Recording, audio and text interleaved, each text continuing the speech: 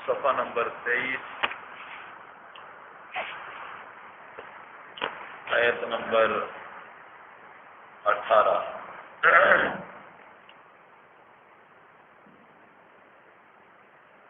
اعوذ باللہ من الشیطان الرجیم، بسم اللہ الرحمن الرحیم۔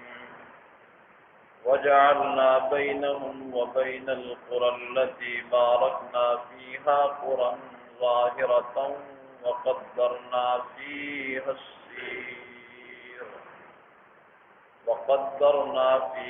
السیر سیروا فیہا لیالی وایاما آمین۔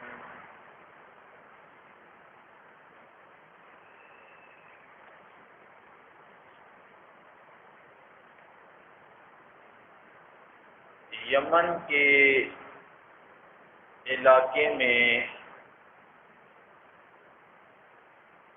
قوم سبا کے لوگ بڑے معروف اور مشہور تھے۔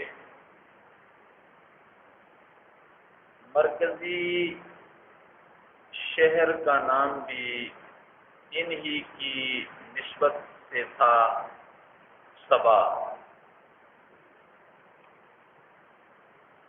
کل کے درس میں تفصیلی حالات آپ نے سماعت فرمائے۔ قوم سبا کو جو خالق کے ارض و سما نے زمین عطا کی تھی، وہ بڑی سرسبز و شاداب، بڑی زرخیز، بڑے لمبے چوڑے باغات، پانی، بے پناہ خالق کے ارض و سما کی ان کے اوپر نعمتیں تھیں۔ ملک سبا سے شام تک 1 مہینے کی مسافت ہے۔ سبا سے لے کے شام تک 1 مہینے کی مسافت ہے، پیدل ہے۔ خالق کے ارض و سما نے یہ 1 مہینے کی جو مسافت تھی، اسے اپنی قدرت سے ایسے ترتیب دیا ہوا تھا کہ تھوڑے سفر کے بعد اگلا شہر آ جاتا، تھوڑے سفر کے بعد اگلا شہر آ جاتا۔ انہیں سفر کرنے میں کوئی دقت، پریشانی، تکلیف کا سامنا نہیں کرنا پڑتا تھا۔ ظاہر ہے کہ جب لمبا سفر ہو، درمیان میں کوئی بازار بھی نہ ہو، کوئی بستی بھی نہ ہو، کوئی شہر بھی نہ ہو، تو مسافر اس تیاری سے پھر سفر کرتے ہیں۔ توشہ، کھانے پینے کا سامان، پانی، دوسری ضروریات۔ یہ کیسے لوگ تھے؟ عجیب لوگ تھے۔ کہتے ہیں کہ ایک شہر سے سفر کرتے تو تھوڑی دیر کے بعد دوسرا شہر آ جاتا۔ جیسے ہمارے یہاں اسٹیشن ہوتے ہیں، ریل گاڑی میں سفر کرتے ہیں، ایک اسٹیشن آیا، دوسرا آیا، تیسرا آیا، یا جیسے گاڑیوں میں سفر کرتے ہیں، تھوڑی دیر کے بعد ایک اڈا آ جاتا ہے، دوسرا اڈا آ جاتا ہے۔ ساری سہولیات موجود ہوتی ہیں، کوئی دقت اور پریشانی نہیں ہوتی، کھانے پینے کے سارے سامان مہیا ہوتے ہیں۔ ان لوگوں نے کہا کہ یہ کیا ہوا؟ ایک شہر کے بعد دوسرا آ جاتا ہے، دوسرے کے بعد تیسرا آ جاتا ہے، تیسرے کے بعد چوتھا آ جاتا ہے، یہ بھی کوئی سفر ہے؟ ہم جب لوگوں سے ملتے ہیں، دوسرے ملکوں سے لوگ آتے ہیں، وہ اپنے سفر کی جب باتیں سناتے ہیں، ہمارے سفر میں اتنی مشقت ہوئی، اتنی تکلیف ہوئی، یہ کہنے لگے ہمارے سفر میں کوئی مشقت ہی نہیں۔ اس سفر کا کیا مزہ جس میں مشقت ہی نہیں ہے؟ انہوں نے کہا یہ بستیاں نہیں ہونی چاہیے، ایسی لمبا سفر ہونا چاہیے، ہم بھی مشقت دیکھیں کہ سفر کیسا ہوتا ہے۔ بجائے اس کے کہ اللہ کی نعمت کا شکر ادا کرتے، اور ملک شام سے سبا تک کا جو سارے کا سارا رستہ تھا، رستہ بھی بڑا ہموار تھا، بڑے کشادہ رستے تھے۔ آج کی طرح روڈ پکے تو نہیں تھے، لیکن رستے بڑے کشادہ تھے۔ رستوں کے دونوں طرف باغ تھے، بستیاں تھی، جی کوئی مشقت نہیں تھی۔ انہوں نے کہا ہمیں یہ نہیں منظور ہے، یہ بے اعتنائیاں خالق ارض و سما کو پسند نہیں ہے، اتنی بے اعتنائیاں خالق ارض و سما کو پسند نہیں ہے۔ جب تکبر کے اندر آ کر انہوں نے یہ جملے بولے تو خالق ارض و سما نے نہ بستیاں چھوڑی، نہ باغ چھوڑے، نہ رستے چھوڑے، نہ سہولیات چھوڑی۔ ایسا سیلاب آیا، کیونکہ جب سیلاب آتا ہے زمین سبزہ اگانا چھوڑ دیتی ہے، پھر کانٹے ہی اگتے ہیں، پھر کیچڑ ہی اگتے ہیں، پھر ایسی جھاڑیاں اگتی ہیں کہ جو کڑوی ہوتی ہیں۔ پھر جب خالق ارض و سما کی طرف سے عذاب آیا، انہوں نے اپنی آنکھوں سے عذاب کو دیکھا، کہاں گئی وہ ہماری بستیاں، کہاں گئے وہ ہمارے باغات، وہ نعمتیں کہاں گئی؟ پھر تلیاں رگڑنے لگے۔ اتنی سہولیات اللہ نے دی تھی، اتنی سہولیات، ان کی دولت کا انحصار تو تجارت پر تھا، تجارت پر، کھیتی باڑی بھی کرتے تھے، باغات بھی تھے بڑے بڑے، اور ایسا ملک تھا کہ دونوں طرف جو ساحل تھے، ایک ہندوستان کا ساحل تھا اور دوسرا افریقہ کا ساحل تھا۔ دو بڑے بر اعظموں کے ساتھ ان کا تجارتی معاملہ چلتا، سونا، چاندی، ہیرے، جواہرات، قیمتی پتھر، لین دین اس انداز سے ہوتا کہ کوئی خطرہ بھی نہیں تھا، نہ کسی چور کا، نہ ڈاکو کا۔ ظاہر ہے رستے اتنے صاف تھے، تھوڑی دیر کے بعد بستیوں کا سلسلہ شروع ہو جاتا، اتنے صاف رستے، کسی قسم کا کوئی خطرہ بھی نہیں تھا۔ لیکن ایسی سہولیات کو انہوں نے تکبر کر کے رد کر دیا کہ سفر لمبا ہونا چاہیے، سفر لمبا ہونا چاہیے، اس کے اندر مشقت بھی ہونی چاہیے تاکہ ہمیں پتہ چلے سفر کسے کہتے ہیں۔ پھر جب انہوں نے ایسا تکبر کیا، خالق ارض و سما نے ساری بستیوں کو، سارے علاقے کو ایسا تہس نہس کر دیا کہ کوئی اس خلاف کے اندر ڈوب گئے، اور کوئی ملک شام بھاگ گئے، کوئی مکے بھاگ گئے، کوئی مدینہ بھاگ گئے، کوئی دنیا کے کس خطے کے اندر بھاگ گئے۔ اللہ نے سب کو بکھیر کے رکھ دیا۔ اللہ نے فرمایا میری نعمتوں کی ناقدری نہیں کرنی ہے، ناقدری۔ اور کل آپ نے خود سن لیا، اللہ نے ایک شکوہ کیا اپنے بندوں پر کہ میرے بندوں میں میرا شکر ادا کرنے والے بڑے ہی تھوڑے ہیں، بڑے ہی تھوڑے ہیں۔ شکر کا تو بڑا وسیع مفہوم ہے۔ ایک تو شکر ہوتا ہے ظاہری اعتبار سے الحمدللہ کہہ دیا، یہ بھی بڑا شکر ہے، یہ بھی شکر ہے، لیکن یہ پورا شکر نہیں ہے، یہ شکر کا جز ہے، شکر کا جز ہے۔ شکر پر تو بڑی تفصیلی گفتگو کی جا سکتی ہے، شکر کا معنی سمجھانے میں کہ شکر کسے کہتے ہیں۔ اللہ نے آنکھیں دی ہیں، کتنی بڑی نعمت ہے۔ ایک آنکھ ضائع ہو جائے، دنیا کا کوئی ڈاکٹر ایسی آنکھ بنا سکتا ہے، روئے زمین کا کوئی ڈاکٹر ایسی آنکھ بنا سکتا ہے؟ یہ اللہ کے خالق ہونے کی دلیل نہیں ہے کہ اللہ خالق ہے، اللہ مالک ہے، اللہ متصرف ہے کوئی اللہ کی ذات کے علاوہ؟ آنکھ ضائع ہو جائے تو آنکھ کو پیدا کرنے والا کوئی بھی نہیں ہے۔ اب یہ اللہ نے آنکھ دی ہے، کہ اللہ نے آنکھ کس کے لیے دی ہے؟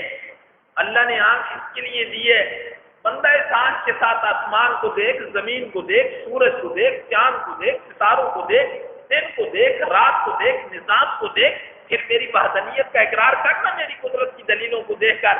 جی، اور میں نے تجھے یہ کہہ دیا ہے، سن یعلم خائنۃ الاعین، یہ یاد رکھنا میں نے تجھے یہ نعمت دی ہے نا، اس کی خیانت کو بھی میں جانتا ہوں، جس کی خیانت کو بھی میں جانتا ہوں، تجھے ساری دنیا دیکھنے والی نہ ہو، تو آنکھ کسی طرف پھیر دے، جی شہوت کی نگاہ سے کسی کے اوپر آنکھ ڈال لے، تجھے کوئی دیکھنے والا نہ ہو، یا خائنۃ الاعین، میں تو دیکھ رہا ہوں کہ تیری آنکھ خیانت کر رہی ہے۔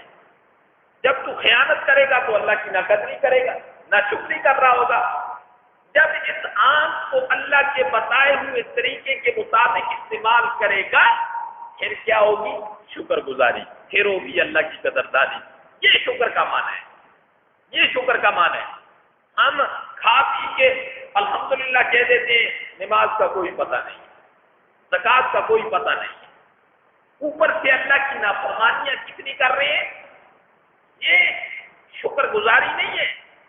ہم تو ہر لمحے اللہ کی ناقدری کر رہے ہیں۔ قرآن نے کہا وما قدر اللہ حق قدرہ، بندہ جیسے میری قدر کرنے کا حق تھا نا، انہیں اس طریقے سے قدر ہی نہیں کی ہے۔ یہ کہنے لگے یہ کیا ہوا؟ ایک بستی سے آگے دوسری بستی، تیسری بستی، چوتھی بستی، اسی کا تذکرہ ہے۔ فرمایا وجعلنا بینہم، ہم نے بنایا قوم سبا کے درمیان، وبین القری التی، اور بستیوں کے درمیان، التی بارکنا فیہا، وہ بستیاں جن کے اندر ہم نے برکت ڈالی ہوئی تھی، قرآن ایسی بستیاں ظاہراً جو سامنے نظر آتی تھی، یعنی ایک کے بعد دوسری بستی بھی سامنے نظر آ رہی ہے، جو سامنے نظر آتی تھی۔ وقدرنا فیہا السیر، اور ہم نے وقدرنا، اور ہم نے طے کر دیا تھا ان کے اندر مسافت کو، ہم نے مقرر کر دیا تھا ان بستیوں کے درمیان مسافت کو اپنی قدرت سے، کتنی دیر کے بعد دوسری بستی آ جائے گی۔ یہ اللہ نے فرمایا ہم نے اپنی قدرت سے یہ بستیاں بنائی۔ وقدرنا فیہا السیر، ہم نے طے کر دیا تھا ان میں مسافت کو۔ پھر ہم نے لوگوں کو کیا کہا؟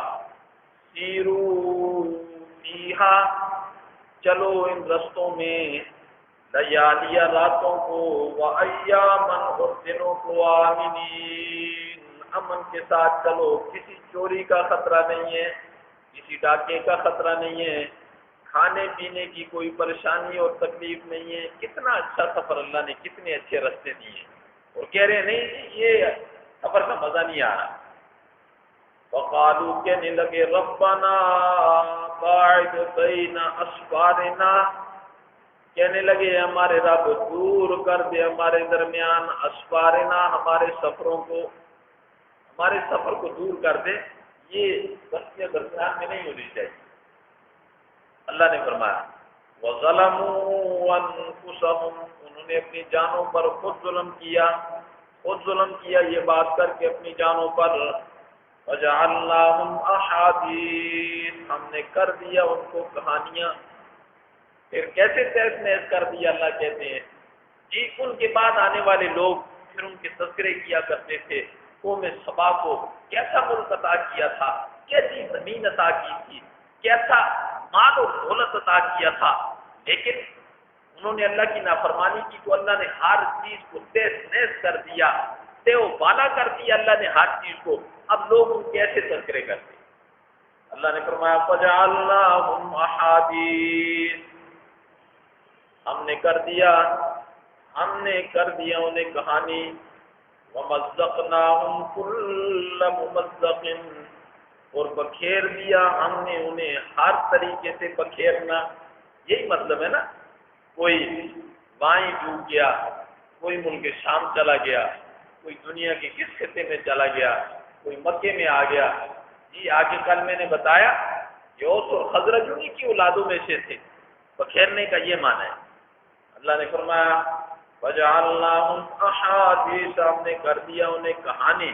وَمَزَّقْنَاهُمْ كُلَّ مُمَزَّقٍ، اور بکھیر دیا ہم نے انہیں ہر طریقے سے بکھیرنا۔ إِنَّ فِي ذَلِكَ، بے شک اس کے اندر، لَآيَاتٍ، البتہ نشانیاں ہیں، لِكُلِّ صَبَّارٍ شَكُورٍ، ہر صبر کرنے والے کے لیے اور شکر ادا کرنے والے کے لیے بڑی نشانی ہے اس کے اندر۔ قوم سبا کے اندر وَلَقَدْ صَدَّقَ عَلَيْهِمْ إِبْلِيسُ ظَنَّهُ، اللہ نے فرمایا کہ ابلیس نے اپنی بات کو سچا کر دکھایا، شیطان نے اپنی بات کو سچا کر دکھایا میرا بندہ۔ کیسے؟ حدیث کے اندر آتا ہے کہ خالق ارض و سما نے جب حضرت آدم علیہ السلام کا پتلا بنایا، جسم بنایا، ابھی حضرت آدم علیہ السلام کے وجود کے اندر روح نہیں آئی تھی، اللہ نے روح پھونکی نہیں تھی، پورا جسم بن گیا۔ اب شیطان آ گیا، شیطان آیا، اس نے ارد گرد کھڑے ہو کر دیکھا، ٹانگوں کو دیکھا یہ بڑی سخت ہے، بازوؤں کو دیکھا یہ بڑے سخت ہیں، سوچنے لگا کہ کون سا ایسا حصہ ہے جس حصے کے ذریعے سے میں انسانوں کے دلوں میں وسوسے ڈالوں گا۔ اسے ناک نظر آ گیا، منہ نظر آیا نا، تو کہنے لگا میں ان رستوں کے ذریعے سے انسانوں کے دلوں میں وسوسے پیدا کروں گا، وسوسے ڈالوں گا۔ اور پھر جب حضرت آدم علیہ السلام کے اندر روح پھونکی گئی اور پھر کہنے لگا، اللہ کے سامنے کھڑا ہو کر کہنے لگا میں پوری کوشش کروں گا انہیں حیوان بنانے کی، انسانیت کے دائرے سے نکال کر حیوانیت کے دائرے میں لانے کی پوری کوشش کروں گا۔ اور پھر اللہ نے کہا کہ شیطان نے اپنی بات سچ کر دکھائی، اس لیے کہ تم نے شیطان کی پیروی اور اتباع کی، تو پھر خالق ارض و سما کے بڑے بڑے عذابوں کے مستحق بھی تم ٹھہر گئے، بڑے بڑے عذاب کے۔ تو قوم سبا کے اوپر کتنا بڑا عذاب آیا، کس وجہ سے آیا؟ اس لیے کہ شیطان کی پیروی اور اتباع کی۔ جب شیطان کی پیروی اور اتباع کی تو بندہ انسانیت سے نکل کر حیوانیت کے اندر آ جاتا ہے نا۔ قرآن نے کیا کہا؟ اولئک کالانعام بل ہم اضل۔ جب انسان اپنی انسانیت سے گر جاتا ہے پھر ڈنگر نہیں رہتا، پھر ڈنگر بھی بڑا اعلیٰ ہوتا ہے، بل ہم اضل، بلکہ یہ ڈنگروں سے بھی پرے ہو جاتا ہے۔ اسی کا تذکرہ کیا۔ ما وَلَقَدْ صَدَّقَ عَلَيْهِمْ، البتہ تحقیق سچ کر دکھایا ہے ان کے اوپر شیطان نے، ظنَّهُ، اپنے گمان کو، فَاتَّبَعُوهُ، اس لیے کہ انہوں نے اس کی اتباع کی، إِلَّا فَرِيقًا مِّنَ الْمُؤْمِنِينَ، مگر مومنوں کی ایک جماعت ہے جنہوں نے شیطان کی پیروی اور اتباع نہیں کی، شیطان کی پیروی اور اتباع نہیں کی ہے۔ وَمَا كَانَ لَهُ عَلَيْهِمْ مِنْ سُلْطَانٍ، اللہ نے فرمایا نہیں ہے شیطان کے لیے ان کے اوپر من سلطان کوئی زور، شیطان کا کوئی زبردستی نہیں ہوتی ہے، اس لیے کہ شیطان تو ایک چیز کی طرف ہماری توجہ دلاتا ہے، اس کے حسن و جمال کو ہمارے گھر میں بٹھاتا ہے، پھر نفس امارہ جو ہے یہ شیطان کا مرید بن جاتا ہے، شیطان کا مرید بن جاتا ہے۔ پھر چونکہ نفس امارہ وہ شیطانی بات چاہتا ہے، جب شیطان ایک رستہ دکھاتا ہے تو نفس امارہ شیطان کا مرید بن جاتا ہے اور پھر شیطان والا کام کرنا شروع کر دیتا ہے۔ شیطان زبردستی کسی سے غلط کام نہیں کروا سکتا، زبردستی کسی کو نہیں کہتا کہ تو یہ کر تو یہ کر، شیطان تو صرف ملمت حاصل کرتا ہے چیز کی، بڑا خوبصورت کر کے جی شوگر کوٹڈ گولیاں بناتا ہے اور پھر کھلاتا ہے بندے کو، اب کھا، پھر بندہ کھاتا ہے۔ شیطان زبردستی کسی پر نہیں کرتا کہ کسی کو زبردستی پکڑے، اسی لیے اللہ کی عدالت میں کھڑے ہو کر شیطان یہ کہے گا کہ بھائی میں نے تمہارے اوپر زبردستی نہیں کی، فلا تلومونی ولوموا انفسکم، مجھے مت ملامت کرو، اپنے آپ کو ملامت کرو جی۔ پھر وہ کہے گا دیکھو نا وہ جنتیوں کو، وہ میرے جال میں آئے، وہ میرے داؤ میں آئے، وہ میرے جال اور میرے داؤ میں نہیں آئے، ان کے دل کے اندر ہر وقت خوف خدا موجود تھا، اس لیے وہ میرے جال کے اندر نہیں آئے۔ تمہیں میں نے دعوت دی، تم آگے تم نہ تھے، لہذا آج مجھے ملامت نہ کرو، اپنے آپ کو ملامت کرو۔ تو قرآن نے بھی کہا کہ شیطان کا کوئی زور نہیں ہوتا ہے لوگوں پر، شیطان کو ایک رستہ دکھاتا ہے خواہشات پورا کرنے، تیری مرضی یہ کر یا نہ کر۔ وما کان لہو، نہیں ہے شیطان کے لیے علیہ من پر من سلطان، کوئی دلیل، الا لنعلم من یؤمن، مگر یہ کہ ظاہر کرتا ہے اللہ اس کو یؤمن بالآخرت، جو ایمان لے کر آتا ہے آخرت پر، اللہ اسے ظاہر کر دیتا ہے جو ایمان لے کر آتا ہے آخرت پر، ممن ہوا منہا فی شک، اور اسے بھی ظاہر کر دیتا ہے جو آخرت کے بارے میں شک کرتا ہے، منہا قیامت کے بارے میں شک کرتا ہے، اللہ اسے بھی ظاہر کر دیتا ہے۔ وَرَبُّكَ عَلَى كُلِّ شَيْءٍ حَفِيظٌ، اور تیرا رب ہر چیز پر قادر ہے، تیرا رب ہر چیز پر قادر ہے۔ حدیث کے اندر آتا ہے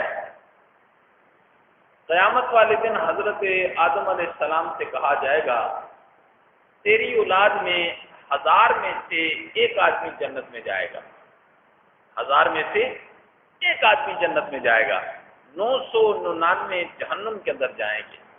امام بخاری نے اس حدیث کو ذکر کیا ہے۔ رسول اللہ صلی اللہ علیہ وسلم نے جب یہ حدیث صحابہ کرام کے سامنے بیان کی تو صحابہ کرام انتہائی زیادہ خوف اور ڈر کے اندر مبتلا ہوئے۔ اللہ کے پیغمبر پھر ہمارا کیا بنے گا؟ اگر 1000 میں سے ایک جائے گا 999 جہنم کے اندر جائیں گے۔ فرمایا کہ یہ آپ کے اعتبار سے نہیں ہوگا بلکہ یہ اللہ کی ساری مخلوق کے اعتبار سے ہوگا، اللہ کی ساری مخلوق کے اعتبار سے ہوگا، جس کے اندر امام الانبیاء نے فرمایا یاجوج اور ماجوج بھی شامل ہیں، اور یاجوج اور ماجوج انسانوں سے 10 گنا زیادہ ہیں، انسانوں سے 10 گنا زیادہ ہیں۔ اس وقت چائنا کی آبادی تقریباً 1.5 ارب کے قریب ہے، کتنی ہے؟ اور مسلمان کتنے ہیں؟ زیادہ سے زیادہ 2 ارب نہیں، 10 یا 15 کروڑ مسلمان ہوں گے پورے چائنا میں، 20 کروڑ ہوں گے، اس کے زیادہ مسلمان نہیں ہیں۔ آبادی 1.5 ارب ہے، اور ہندوستان کی آبادی کتنی ہے؟ 90 کروڑ کے قریب آبادی ہے جی، وہ بھی 1.5 کے قریب، اور مسلمان کتنے؟ 15 یا 20 کروڑ مسلمان ہوں گے، اور پوری دنیا کی آبادی 6 یا 7 ارب ہے جی، اور اس میں 1 ارب مسلمان ہے، 1 ارب مسلمان ہے۔ اب دیکھو اس اعتبار سے تو بالکل ٹھیک ہے، اور مسلمانوں نے پھر کون ہے جن کو مسلمانوں کی لسٹ میں شامل کیا ہے مردم شماری والوں نے؟ رافضی بھی اس کے اندر ہے، منکر حدیث بھی اس کے اندر ہے، مشرک بھی اس کے اندر ہے، سارے اس کے اندر آتے ہیں۔ پھر چھانٹی کس نے کرنی ہے؟ خالق کے عرض و صفات ہے، وہ چھانٹی ہوگی عقیدے کے اعتبار سے۔ اس لیے اس کا یہ مطلب ہے ساری مخلوق کے 1000 میں سے ایک جہنم کے اندر جائے گا، 999 کے اندر جائیں گے، 999 جہنم کے اندر جائیں گے۔ مشرکین مکہ نے رسول اللہ صلی اللہ علیہ وسلم سے کیا کہا تھا؟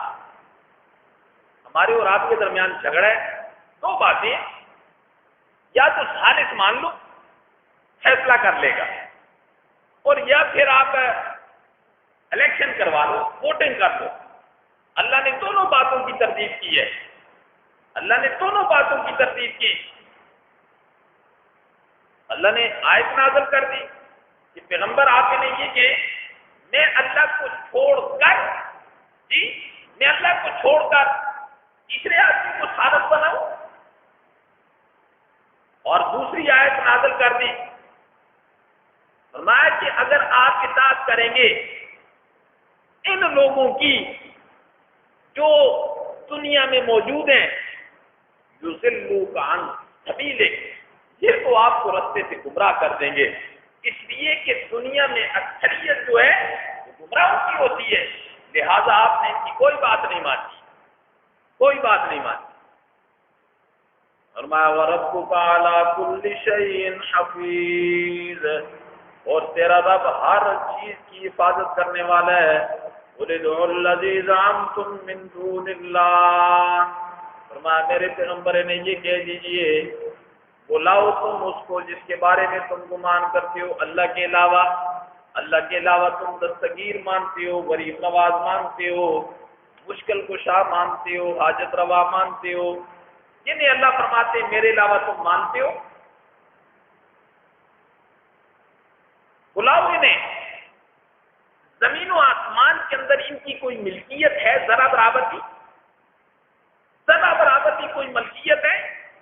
جنہیں تم میرے علاوہ الہ مانتے ہو، داتا مانتے ہو، دستگیر مانتے ہو، مشکل کشا مانتے ہو، فریاد رس مانتے ہو، غریب نواز مانتے ہو، معز مانتے ہو، مذل مانتے ہو، موتی مانتے ہو، مانے مانتے ہو، ہے ان کا کوئی شرک زمین و آسمان سے ذرا برابر کی؟ کیا انہوں نے کوئی آسمان بنایا ہے، کوئی زمین بنایا ہے؟ آسمان، زمین، سورج، چاند، ستارے، حجر، شجر، کیڑے مکوڑے، حشرات الارض، ان کا خالق کون ہے؟ ان کا خالق اللہ ہے، ان کا مالک اللہ ہے، ان کا رازق اللہ ہے، ان کا متصرف اللہ ہے، ان کی تدبیر کرنے والا اللہ ہے۔ اللہ نے فرمایا جنہیں تم پکارتے ہو کیا زمین و آسمان کے اندر ان کا کوئی شرک ہے یا یہ میرے ساتھ شریک ہوئے؟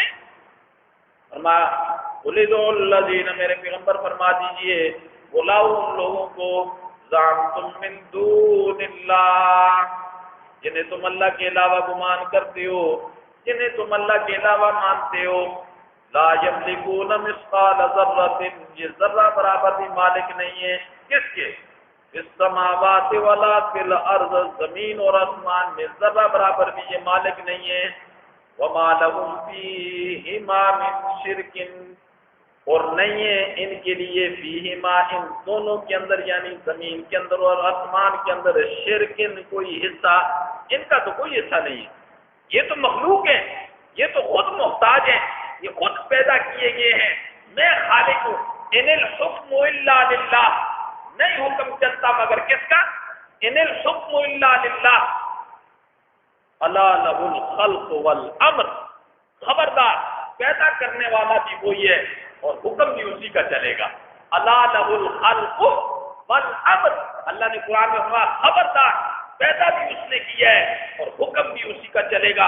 ان الحکم الا للہ، نہیں ہے حکم مگر کس کا؟ صرف اللہ کا حکم چلتا ہے، جو خالق ہے، جو مالک ہے، جو رازق ہے، جو دستگیر ہے، جو معز ہے، جو مذل ہے، جو موتی ہے، جو مانے ہے، جو غریب نواز ہے، جو مصیبتوں سے نکالنے والا ہے، وہ کون ہے؟ وہ اللہ ہے۔ قل اللہم مالک الملک تؤتی الملک من تشاء وتنزع الملک ممن تشاء وتعز من تشاء وتذل من تشاء بیدک الخیر انک علی کل شیء قدیر۔ عزتوں کا مالک بھی وہی ہے، ذلتوں کا مالک بھی وہی ہے، بادشاہی کا مالک بھی وہی ہے، فقیری کا مالک بھی وہی ہے، متصرف بھی وہ ہے، مدبر بھی وہ ہے۔ یہ سارے کام کرنے والا کون ہے؟ ما وما لهم فیہما، ان کا تو زمین و آسمان کے اندر من شرک کوئی شریک نہیں ہے۔ وما له منهم من ظہیر، اور نہ ہی ان میں سے کوئی اللہ کا مددگار ہے۔ اللہ تو خود غالب ہے، اللہ تو خود عزیز ہے، اللہ تو خود کبھی ہے، اللہ تو خود کبھی ہے۔ اللہ کو کیا ضرورت ہے دوسروں سے مدد مانگنے کی؟ اللہ تو خود غالب ہے، طاقتور ہے، عزیز ہے۔ جی اللہ نے فرمایا یہ کیا میرے مددگار ہے؟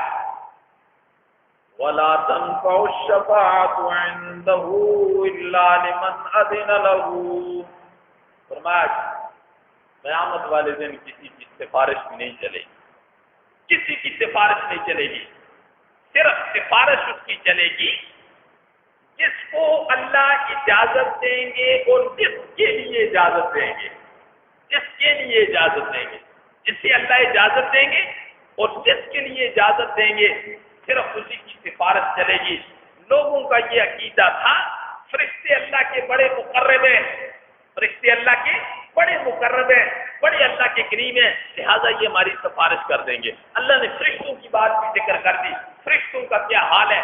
حدیث کے اندر آتا ہے، بخاری شریف کے اندر ہے یہ بات کہ جب اللہ حکم جاری کرتا ہے نا، اس حکم جاری کرنے سے پہلے آسمان کے اوپر ایک آواز آتی ہے، جیسے ہمارے گھر میں کوئی مہمان آتا ہے تو بیل مارتا ہے، اندر داخل ہونے سے پہلے وہ گھنٹی کی آواز ہوتی ہے، ایسے اللہ حکم جاری کرتا ہے، اس حکم سے پہلے ایک آواز آتی ہے، آسمان میں، جتنے فرشتے بھی ہوتے ہیں وہ سارے اس خوف کی وجہ سے بے ہوش ہو کر گر جاتے ہیں، اس قدر کو سخت آواز ہوتی ہے، اور پھر انہیں ہوش آتا ہے نا، پھر نیچے والے جو فرشتے ہوتے ہیں وہ کہتے ہیں کیا ہوا؟